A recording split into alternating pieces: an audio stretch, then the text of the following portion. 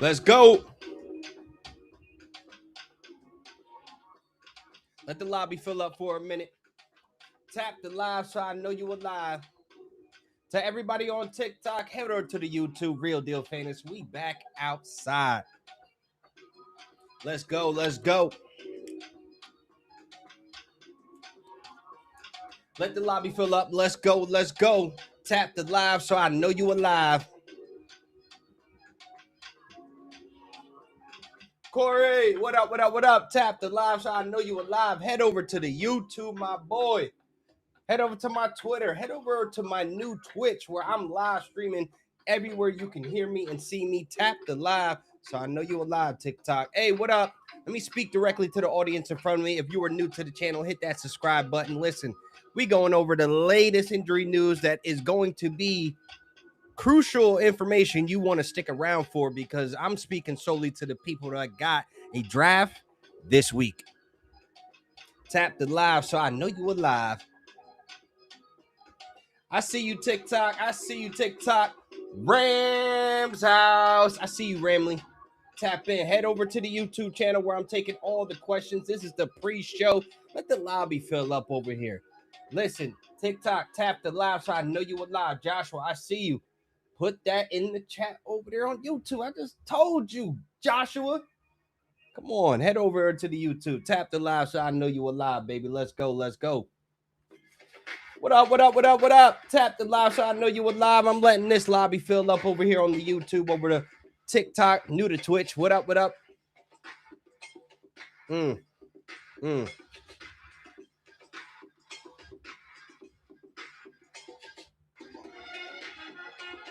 Let the lobby fill up. Let's go, let's go. Tap the live so I know you alive.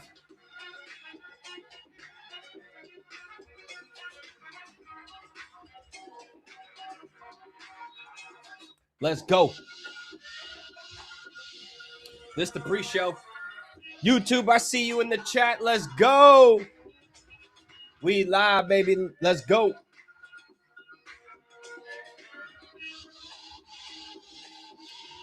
TikTok, I see you in the chat. Head over to the YouTube while we are in the early stages of the show. We got to get down to some business. It's hot as hell. It's August. It ain't Vegas hot, though. Let's go.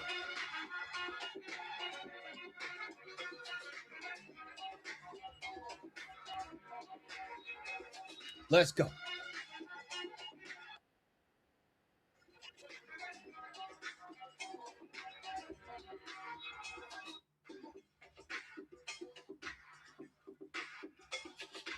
Joshua, head over to the YouTube now. I'm looking right at it. We are live. We are live. We are live. I am heard. Tap all the way in. Let's go. Let's go.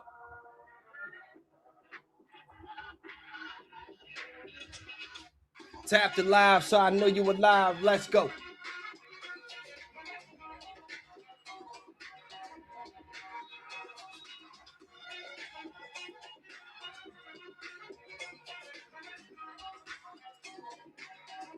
User is Real Deal Fantasy, Laquan Jones, Laquan.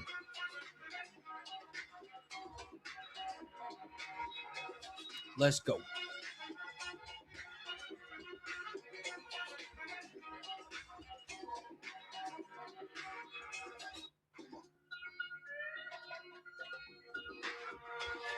Let's go.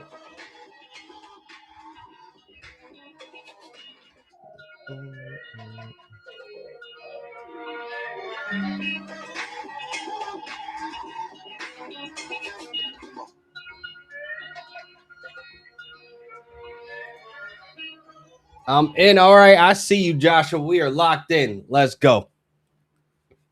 Found it. Yes, we are finally outside. We are live. Just took a minute. Took a minute for you to find me, but we over here. TikTok, we got the people loading up over here on the YouTube channel. Make sure you are locked all the way in on every single platform. Hey, Ben, it's been a minute. I see you, but head over to the YouTube. We got Joshua over here.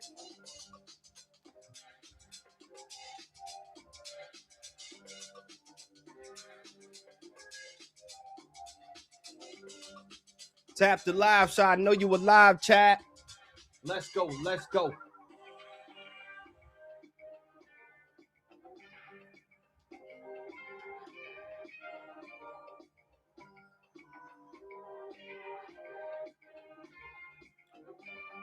All right, let's get started. Let's talk to the chat now.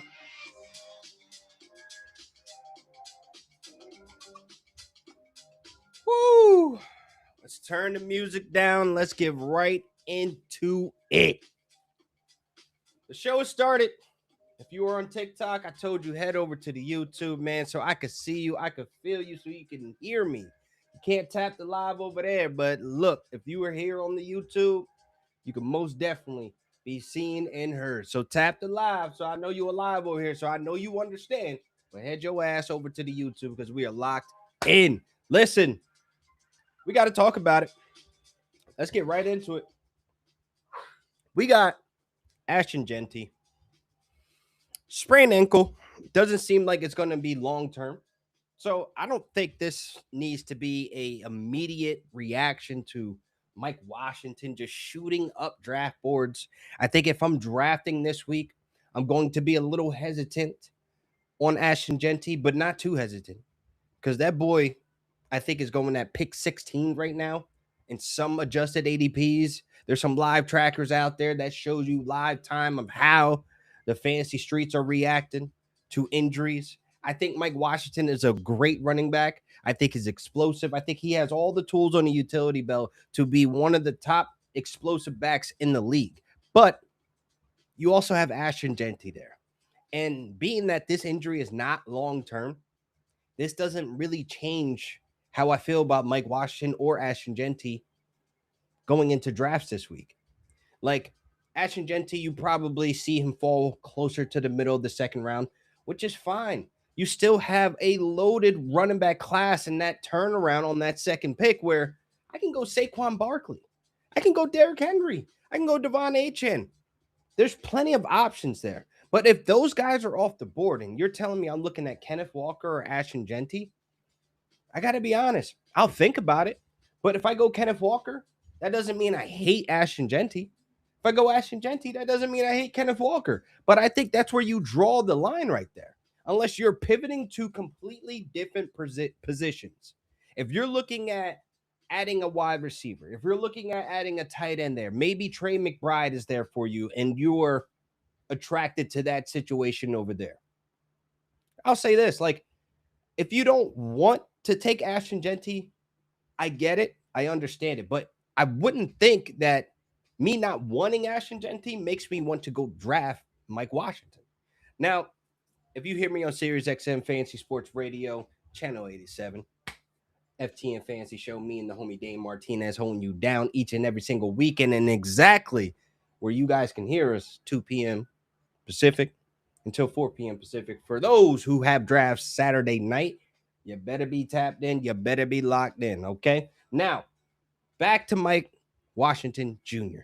Again, he's an explosive back. I just don't think he has the standalone value that I think that a lot of the fancy streets analysts and everybody else is kind of pushing that narrative. Like, if I have a draft this week, I am panicking like, yo, Ashton Jeanty was on my list that I wanted to take off the board. Now, do I take him where ADP is telling me? Do I completely fade him? Do I target Mike Washington?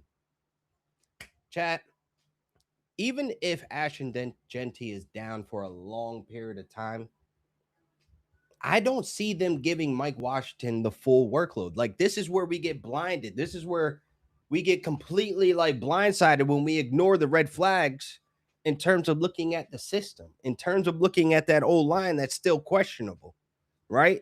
Adding one, Tyler Linderbaum at center, doesn't really shake things up for me. You know what I mean? Like, I need to see this O-line move forward. I need to see this O-line make the same improvements as the Carolina Panthers did, right? We need to see how that improves because, boy, I'll tell you what, if you go out there and expect Mike Washington Jr., whose ADP isn't crazy, right? It's not crazy. Like, it's cheap. I just don't want my expectations thinking that they're not going to bring in a veteran. They're not going to bring in somebody, right? if Jeanty was down for a long period of time, I best believe they will be picking up the phone, calling somebody. Trey Benson was just released today. He'll land somewhere. Don't know where, but I listen. If he's healthy, we got to remember Trey Benson. The last we saw him before he got hurt, that boy was trending up to be a RB2. What up, what up, what up, chat? I see you here on the YouTube, man. Drop those comments in the chat. Please make sure you are tapping the live so I know you are live. I see you here on TikTok. Hey, can't find your YouTube, bruv. Listen, type in Real Deal Fantasy, LAQUAN. Capitalize that Q. You'll probably find me. Tap the live so I know you are live. We talking. We rapping. Listen, point being is that if I have a draft this weekend, if I have a draft tonight, if I have a draft tomorrow, I'm not having Mike Washington circled as the guy that I need to be having on my roster because the system tells us it's a 1-2 punch with Clint Kubiak, right? We've kind of already established like it's going to be him on the sticks. I just feel as though that I rather not dip into that and buy the dip on Ashton Jeanty because anything outside the top 16 picks, chef kiss. Thank you very much. Okay. Especially if I'm looking at if he starts falling to that Kyron and Brees Hall in that early third round area, thank you for the value. Thank you for the dip. So I hope Ashton Jeanty actually falls a little bit further the closer we get to the weekend. I hope we hear another report like, second opinions. Second opinions, and hey, ADP going to drop, but like, cool, still a value. So I just feel like the Ashton Jeanty situation, I wouldn't be panicking too much. It's kind of just like, just monitor it, man. And we'll see what Mike Washington can do. Okay. With his opportunities, I hope that Ashton Jeanty is ready to go week one, full recovery. Moving on, bigger news, tight end news, chat. Tap the live so I know you're alive. You got to find me over here on YouTube. I keep seeing the comments. Head over to YouTube over here. Let's go. Where I see Michael, where I see Ben, you found your way to the chat. What up, Ben? What up, what up, what up? Let me check the chat. How do we feel about Barkley this season? Gibbs is my starter. Listen, I love Gibbs. I love Saquon Barkley this year.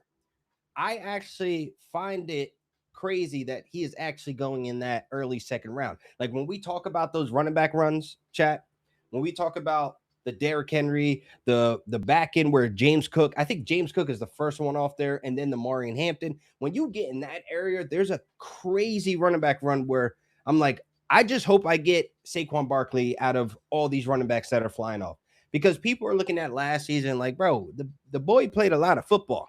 We kind of expected the following season not to follow up and be that. Like expectations. Like people were taking him off the board 101. Why? Like that's odd. That's weird. This year, he's a value pick to me. Like I try to make it a point in the first 4 rounds that I am leaving there with an elite running back in terms of Saquon. If it's Jonathan Taylor in the first round, if it's Christian McCaffrey at that 5 pick. And again, I'll touch on that soon with CMC, with his tightness. I'm not really that scared, but at the 105, if you want Amon-Ra St. Brown, cool, take that. But Saquon Barkley to me, Ben, like I feel like you can really, really see him be within that striking distance of top 5, if not 5, top 5 running back this year. I really like Sean Mannion on the sticks. I like the Sean McVay influence that's probably going to be in this offense. If you have Saquon Barkley calling up Todd Gurley, what do you think he's trying to get prepared for? Come on, man. Saquon's my guy this year, man. Did I miss the Jeanty talk? No, you got the back end of it. Hopefully you got it, Keaton. Need that fancy starting in 12-team PPR, 2 flex from the 102 and 111. God damn, it is hot. 102 to the 111. Your strategy really is like, why those 2 picks do you think that one, the 102, you should be happy that you're getting either Gibbs or Bijan? The 111, I feel like that should be your wide receiver. Like that back end, like I really feel good about AJ Brown. I think he's a value. I think he's in the second round. That turnaround there though, like you still have options at some really good wide receivers. And like the 111, I would honestly look at it as like maybe a CeeDee Lamb or Justin Jefferson lands there.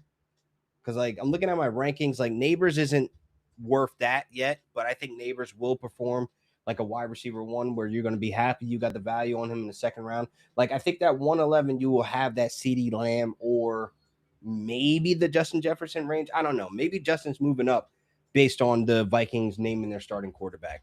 Chat, tap the live side. I know you alive over here on TikTok. I still see you, man. Head over to the YouTube. Why y'all filling up over here on the TikTok, man? Head over here to the YouTube, bro. Stop it. Tap the live side. I know you alive, chat. Let's go. Let's go.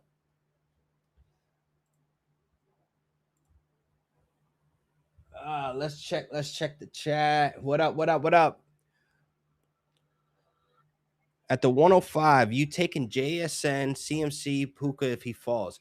This is a good question. At the 105, honestly, you're already telling me that Amon-Ra must have went in the first 4 picks because that's honestly where I feel like that's the safest pick of all first round picks in the first round. Like at 5, if I get Amon-Ra, I sleep better at night.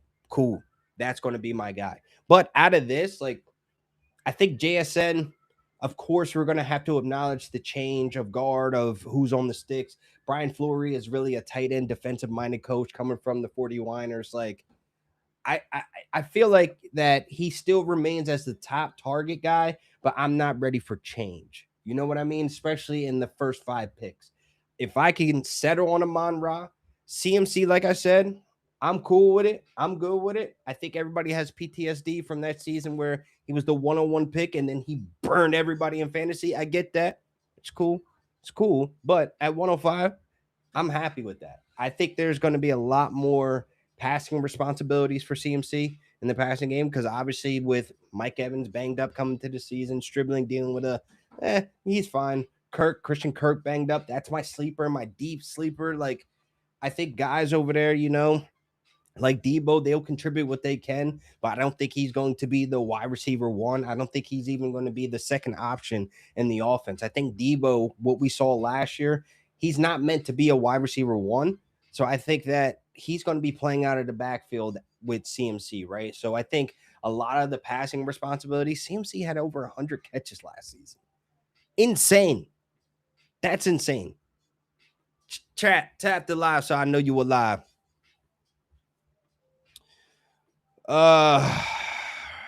Let's check the chat. What else we got in here? What else we got in here? Do you think CMC is going to do this season? Josh, I think that he's going to be a running back 1. Like, I really feel like, everybody's worried about, the substation, which again is hilarious if you've seen any of the Twitter posts. But I do feel like, CMC, he's one of those guys that's cut from a different cloth, right? Last year, I was loud and wrong about CMC.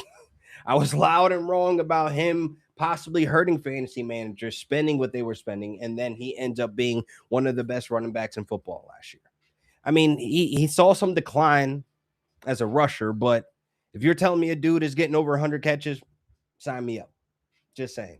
But I do think that he is upward of 70-plus catches. I think it's not crazy to think that he can have 80 catches this season. Like, as long as guys stay healthy, then I think that CMC's an RB1. He could be in conversation as a top 3 back this year. Again, you're in PPR leagues and you have a guy that's getting over 100 catches and he's getting most, if not all, the goal line opportunities when the 49ers are one of the best red zone offenses, and especially with Brock Purdy at the helm, they're going to score points. We saw Kyle Shanahan rally those guys. A JV football team beat my Rams. Kyle Shanahan's one hell of a coach. Got to respect it. That offense is going to score points. Tap the live so I know you're alive, chat. Let's go. Let's go. TikTok, I still see you, but y'all still not listening. Y'all not hearing me. Go over to the YouTube. Go over to Twitter. Go to Twitch. Wherever else you see or hear me, go over there. We are on here for a little bit. But speaking of those whiners, I want to talk about a George Kittle strategy that if you have a draft this week, if you have a draft coming up in the next 2 weeks, I don't think George Kittle's ADP is going to move anywhere. And I think that's a good thing. For the folks who've had drafts already and they did the George Kittle plus strategy, and I talked about that on SiriusXM over the week, this past weekend in Vegas, where you have to have a tight end plan this year because I feel like tight ends are somewhat deep. There's a lot of fantasy rosters out there running some 12P this season. That's 2 tight ends starting in your starting lineups out there for the fantasy streets. Now, I think if you got Kittle at a value where he was going in drafts in like the 9th, 10th round, and then you drafted a Mark Andrews, you drafted a TJ Hawkinson, or you drafted a Dallas Goedert, the Kittle +1, the double tap on tight end this year, chef kiss. Now, Kittle comes off the pup list, so some of us early drafters probably have to take him off the IR spot and drop somebody that we picked up in the meantime. That's fine. It's okay. It's good. It's just a rookie that is probably a wide receiver 4 on his own team. That's fine. That's cool. But the Kittle plus strategy is still in effect. I think George Kittle will be ready to go week 1. But TikTok, this is important. Which version of George Kittle will we see? There may be a slow ramp up period. I'm still not expecting to start George Kittle week 1. Let's make that clear right now, chat. Let's make that very loud and clear. I do not plan on starting George Kittle. I don't. I do not plan on it. That's why I did the Kittle +1 strategy, because I'll start a Dallas Goedert, right? Like, I'll go out there, honestly, and start maybe a Dalton Schultz.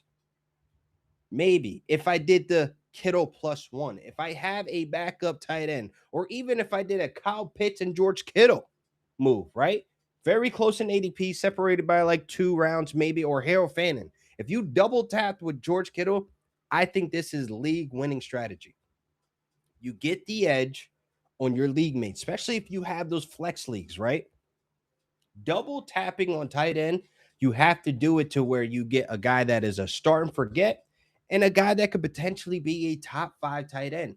Hey, you're talking to me, Mr. Back-to-back seasons calling top 5 tight ends. But here's the thing, you got to look for the difference makers. And I think if you draft a difference maker with Kittle, you're going to be sitting pretty at that position all season long and maybe have the opportunity to run that 12P, to run a Trey McBride and Tyler Warren like I posted today on my Twitter with TJ Hawkinson and Chigga as my backups. Okay? There is a great value on George Kittle where I do not think in the next 2 weeks it will move anywhere. I think it will stay the same because I do not think he will be healthy enough to give us the George Kittle we know and love. I wouldn't be surprised to see him blocking majority of the time, right? I wouldn't be surprised, in the red zone, he gets heavily focused there, but everywhere else on the field, it's kind of still like, all right, let's let him ramp up to get back to where he needs to be. Tap the live so I know you're live. Hey, I see you, Rams tape. Hey, I'm live over here on the YouTube. I see y'all, but I cannot pay attention to y'all because I got the YouTube chat over here locked in. I see you, 15 Monostar. Loveland and Goddard for my tight end. Should I be worried or I'm good? I absolutely love that. Like, you got Loveland where we know he is about to ball the hell out. Like, Ben Johnson to me with Loveland, being that he's the only pass catcher that surpassed 700 yards that season, which is crazy last season. But I look at it like this. Loveland has potential to be the tight end 1. If Ben Johnson wants to be the best offense of all time in terms of scoring, Colston Loveland will be in the end zone more often than not. So I'm buying that stock on Loveland. I'm buying the stock on Loveland also because if you go to FTN stats, right, where you look at catchable targets, it was Luther Burden and Loveland as the head honchos compared to everybody else on that team. Roma Dunze, DJ Moore, like these guys were not making Caleb throws easy. So Loveland and Burden making everything simple and easy for Caleb Williams. How do you think he gets that completion percentage to 70% that Ben Johnson wants? So, like I said, Loveland, love that. Dallas Goedert is a sneaky tight end 1 because everybody's thinking that he's going to be relied on as a red zone tight end, that he's going to have to live off of touchdowns. I don't think that's necessarily true anymore. I think them bringing Dallas Goedert back, that he is still part of the crucial plan of having this Eagles offense on track. I think that we'll see a ton more of Jalen Hurts targeting the middle of the field, even though they said that boy cannot do that. If you go to FTN stats, the DVOA says something different about Jalen Hurts targeting in the middle of the field. Of course, you got to be an FTN subscriber to go over there and get that DVOA exclusive over there on FTN Fantasy. Got to plug it. Listen, chat. Tap the live so I know you're alive. You over here. If you were just now joining, I keep seeing y'all filling up over here, and I see the questions in the chat, but you got to tap the live so I know you're alive, so you hear me. That you got to go to YouTube at Laquan Jones Real Deal Fantasy. Type it in, you'll find me. YouTube chat, what up? It's Monique, by the way. Hey, what up? I also have JT and Jeanty. Josh, I like that because again, it feels like everybody's scared of Jeanty in the ankle, but it's not long term. He'll be back. He'll be on the field. I honestly think you getting JT, who is, hey, he playing for generational wealth this year. He trying to get another contract. He trying to get locked in. Big jersey, by the way. Tap the live so I know you're alive. I see the questions over here. User affinity number. If you got YouTube, you better head over there. Tap the live so I know you're alive. Ben Penix Tua ended up starting. Is that Stroud? End up starting week 1 for Atlanta. Who's see, this is a nasty situation. I think honestly, when you're looking at Atlanta quarterbacks, I think Tua might get the start up until maybe let's see when their bye is. That's what it comes down to because I do see Tua getting benched. And this what makes me so worried about Drake London, chat. Like I'm really terrified of Drake London because it's going to come down to Tua or it's going to come down to Penix mid-season. And I do think at the end of the day, when we have that swap from Penix to Drake London, I think it might be too late. Like if Tua gets benched in the front half of the season, then we should be good with Drake London. But Drake London is a little too rich for my blood to make me feel comfortable taking him off the board as my wide receiver 1. Wide receiver 2, cool. If you double tap in the first 2 rounds and you get 2 wide receivers, you come away with Puka Nacua and Drake London, I ain't mad at it. I'm not mad at it. Chat, I'm not mad at it. Tap the live so I know you alive. TikTok, I see you, but I'm over here entertaining the YouTube. Let's get to the next topic. I want to talk about TreVeyon Henderson. I know y'all saw the news today. A lot of people was holding their breath. A lot of people holding their breath on the TreVeyon news, but listen, it happens. It really just comes down to like us knowing that this time of the year, right before the season, there's always some injuries that you're just like, no, why right now?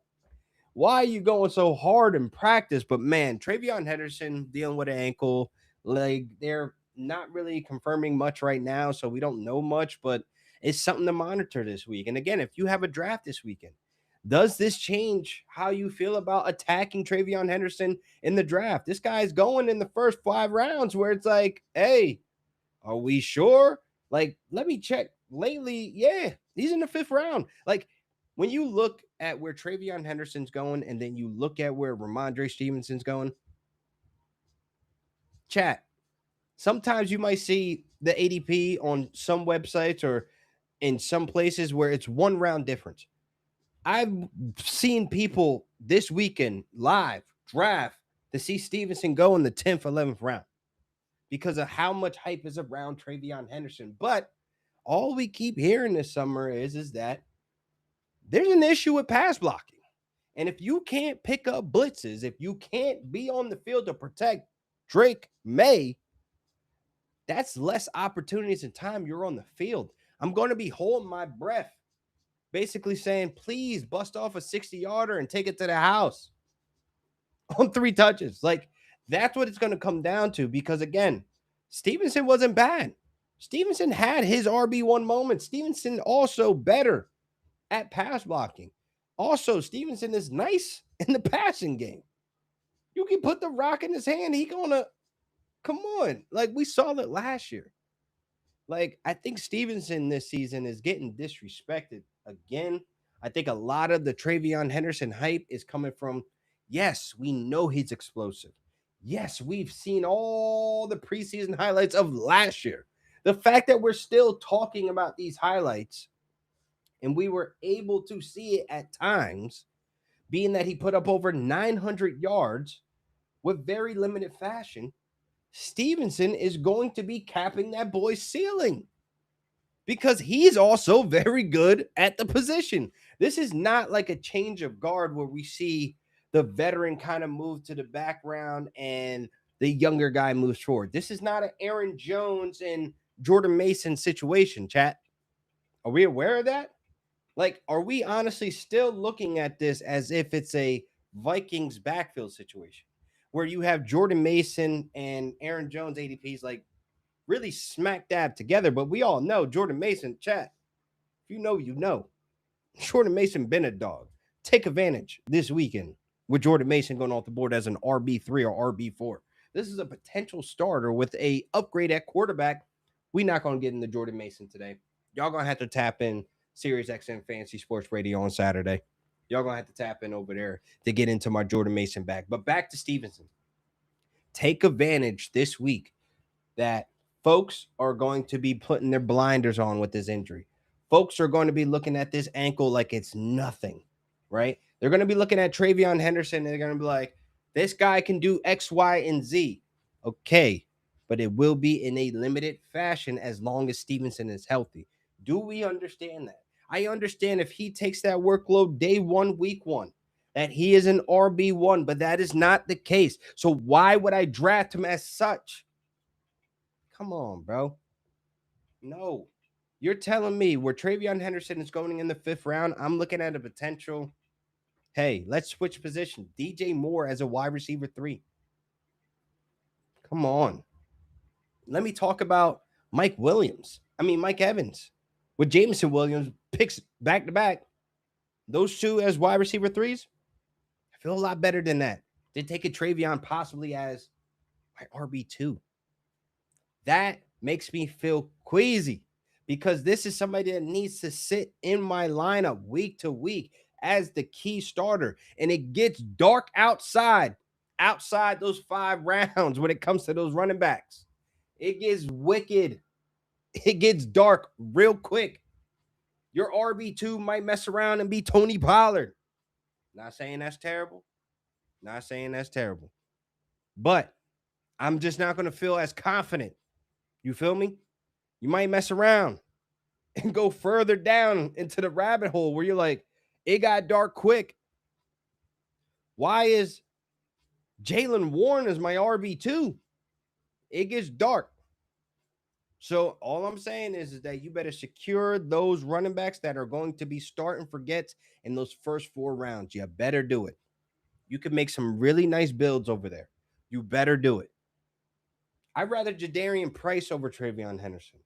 I'd rather, let's say, let's go further down. Let's really put it to the test. I would rather Rico Dowdle over TreVeyon Henderson. I would rather Stevenson, obviously, over TreVeyon Henderson, who's going 1 round later. I would much rather. I think that's where I stopped the bus. Because now we're starting to look at the RJ Harveys, where I think TreVeyon should be going. Right next to RJ Harvey. RB3s. You got to pay an RB2 price for TreVeyon, and I don't want it, and I don't like it. Tap the live so I know you're alive. Jeanty went in the 10th round. In what league, my boy? Let me check back in with the YouTube. Yeah, it feels like TreVeyon will always be capped. Yes, until something changes. It's like, I can't buy into that, chat. Can't do it. Woo. Tap the live so I know you're alive. TikTok, we on here for the last segment, the last subject. I talked about it earlier on TikTok if you were there earlier. But chat, Jacory Croskey-Merritt, a.k.a. Bill, suffered a leg, ankle injury. Not too sure. Nothing confirmed. Something to monitor. The first name that came to mind when I saw that report, I went and checked my rosters. I wanted to just make sure that I had at least 1 share. And that's Kaytron Allen. I do think that Bill will be okay. I think that The job for the RB1 situation is still up for grabs. I don't want to get too far ahead of myself and go out there and say Kaytron Allen RB1 season, but the job is up for grabs because we saw Chris Rodriguez last year occupy a lot of high value touches that Bill also had to share. And I think this is still the setup in this backfield until we see otherwise. But Kaytron Allen is somebody that I'm like, might want to stash him. Now, I know Rachaad White is there, but we know why he's there, to pick up blitz packages. He's there to be the, receiving back. There's a lot of opportunities for Rachaad White to be a flex option, but your boy is a little hesitant based on the recent news of that Commanders O-line. So I do think there's red flags all around the Commanders right now in terms of where that O-line is at. I'm not too impressed of them going out there getting digs, but it helps, I guess. But Jaden's going to need time under center. And if they're losing offensive linemen, key offensive linemen, then boy, that is going to be difficult for the run game to really thrive where it needs to go. So Commanders running backs ADPs aren't expensive. Let's keep it a bean. They're all in the flex RB3, RB4 territory where you understand it. It's a little wild, a little crazy right now. But at the end of the day, I look at Kaytron Allen as a valuable last round pick, as somebody that I can have as an RB5 if I want to load up and just get that extra running back because I have the depth room, I have the space. I'm in a league that does not have kickers or defenses or IDPs. Just saying. But at the end of the day, I do think Kaytron Allen is a valuable stash this week. Just this week that I'm speaking to the folks, I think that him being a last round pick might be beneficial. The boy is a downhill runner. He shared the backfield in Penn State with Nick Singleton. That's another guy that I think is going to be making some noise on the back end of the season. So use your watch list, chat.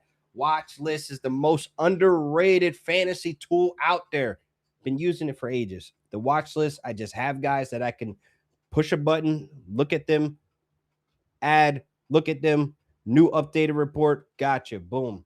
I don't have to go search, see where I got them. Nah, right there, one list, boom, the watch list. One of the most underrated fantasy tools. Get to the players that you want to get to immediately to get the latest update, boom, right there for you. Tap the live so I know you're live. Chat. If you were live over here on the TikTok, I'm live on Twitch, Twitter, YouTube. Jump over to the YouTube, interact with the chat. I got the homies over here dropping mad questions in the chat. I see Josh. You talking about JMO. You talking about JMO. I'll say this. JMO to me is one of those fantasy picks that are not too expensive, but I'm happy to have him as a wide receiver 3 if I'm in a league that can start 3 wide receivers. But him as a flex also is a strong flex, right? Because you have Jared Goff, who's one of the most consistent quarterbacks in fantasy these last couple of years, and also in real life football for the Lions. You obviously know he's going to have a role in executing how explosive he is, stretching the field after the catch, whatever you want to call it. This Lions offense is going to be damn good when they're back to full health, right? I want part of that. I know the Lions are going to be at least in the top 5 in terms of scoring. So somebody needs to be there to receive those touchdowns, to receive those explosive plays, right? Jameson Williams, I think, is going to be consistent as a flex, or I would say a wide receiver 2, but there may be some weeks where that comes down. Got to remember, Drew Petzing's on the sticks, new offensive coordinator. But as we know, that boy Dan Campbell ain't scared to direct, man. He will grab play calling like he did John Morton last year, middle of the season. Give me that shit. That's exactly what he did. Snatch the soul out of Cuz. Like, get over here. Give me play calling. But listen, we all love that Dan Campbell fed Gibbs. We all love that he made Amon-Ra ascend to being a top wide receiver in the league. I understand Jameson Williams is there, but watch list. Tesla. You better watch out for Tesla. That boy been looking good this summer. That boy been looking good. Chat, that's all I got on the dock. I will answer questions rapid fire right now, chat. Looking at you, TikTok. Tap the live so I know you're live. I'm going to let a couple more questions over here in TikTok rack up, but I got to talk to the fancy streets over here on YouTube. How are you feeling about current ADP on Luther Burden? Will Burden or Odunze finish with more fantasy points this year? Okay, I'll say this. Luther Burden, to me, it shocked the fantasy streets when we seen that groin injury. It hurt me to see that he was one of the people that had to be in this injury bug cycle that we keep getting notifications for, ruining our mornings. I'm about to turn notifications off in the morning. I got to keep it a bean.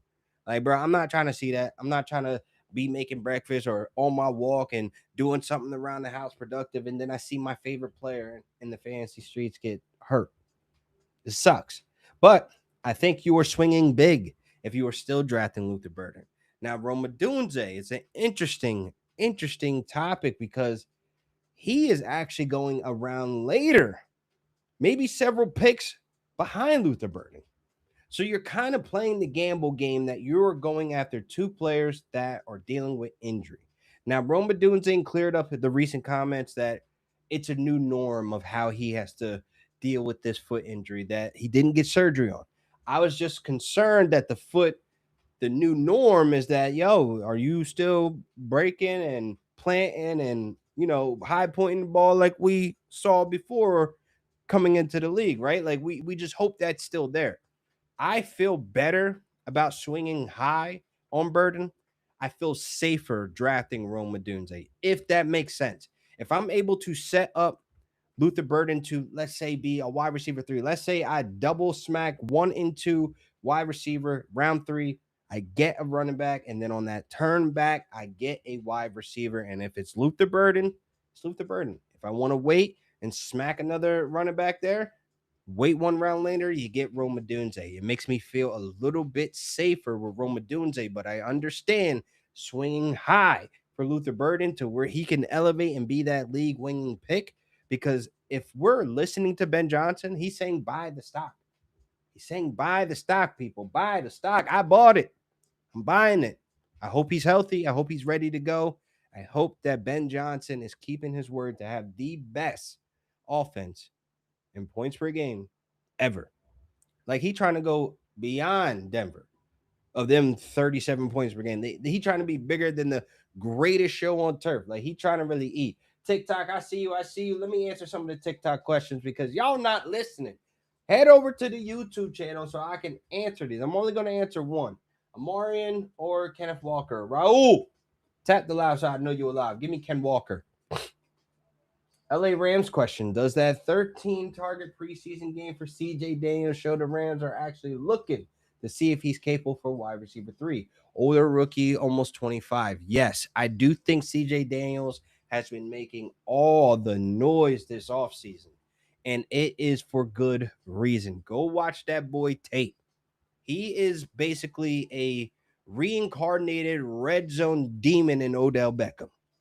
That boy is aggressive. He wants to come down with the ball, and that's exactly the threat that we need when it comes to putting 6 on the board. CJ Daniels is going to be another guy that just goes under the radar that constantly produce in a Sean McVay offense. I think when we look at Jordan Whittington and how far he's come along in his development, he is a guy that I think is competing for that wide receiver 3 role. Like I think this will constantly be a rotating door of that wide receiver 3 role, like how we've seen in the past with Demarcus Robinson, Tutu Atwell. Like I think that situation at wide receiver 3, I don't think that has a home for just one wide receiver because we got guys on that roster that, contribute to different things and what we need in those type of packages. Like Tutu Atwell, he was a guy that was stretching the field when he was on the field, right? DeMarcus Robinson, he could do a little bit of what, a Devontae Adams provides in terms of playing out a slot out wide and also stretching the field. That overtime touchdown for all the sea chickens that are in the chat right now. But listen, I do think that CJ Daniels, he's an interesting dynasty pick, right?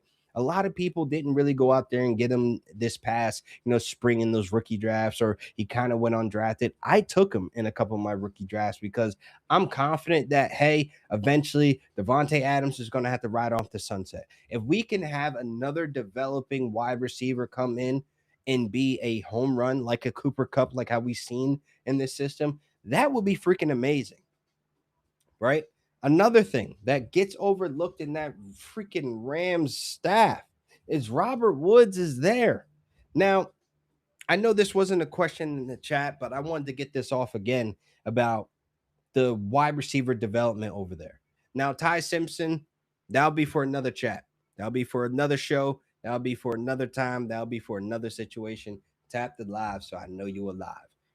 I feel like that with Robert Woods in the building, that is the bridge. That is the closest thing that Puka can have to Cooper Kupp in terms of guidance, developing leadership, to be what Robert was to Cooper Kupp, because Robert Woods pulled up Cooper Kupp and we saw how dynamic they were. They was hooping, right?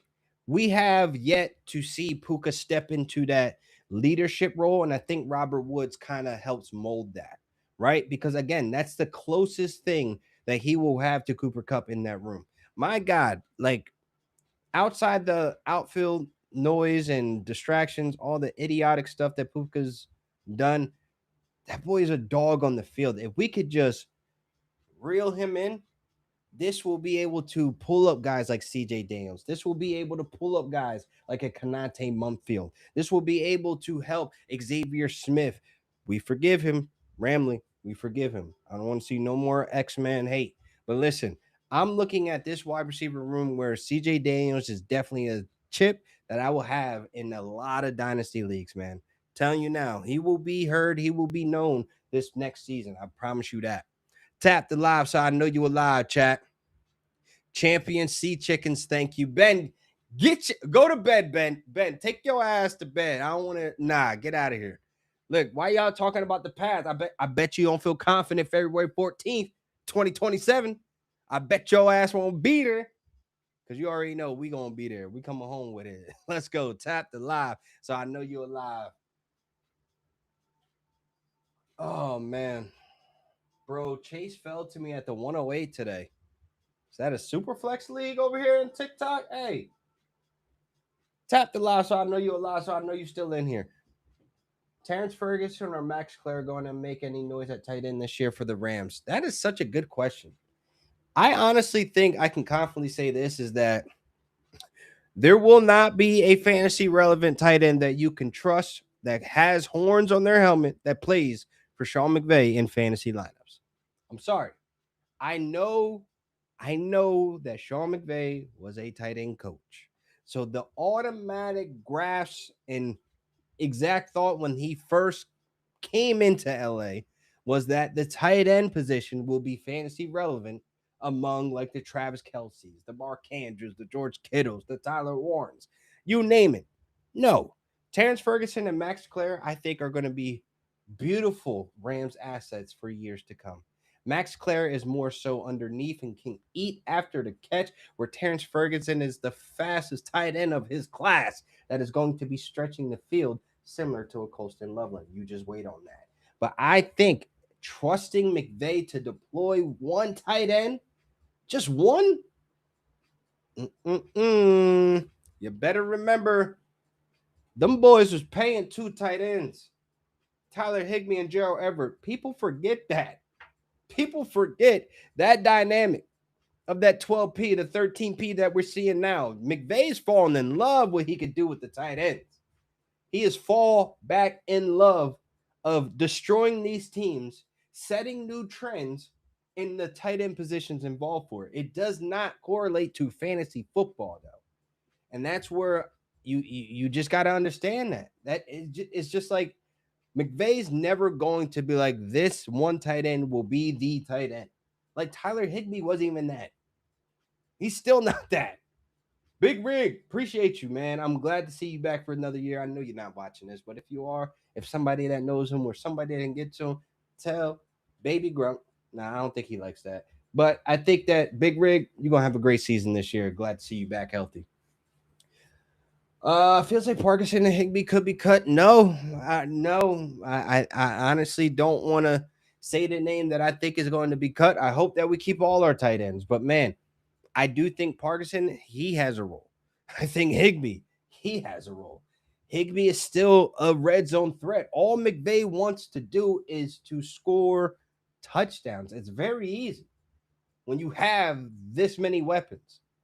So again, chat, TikTok, I see you.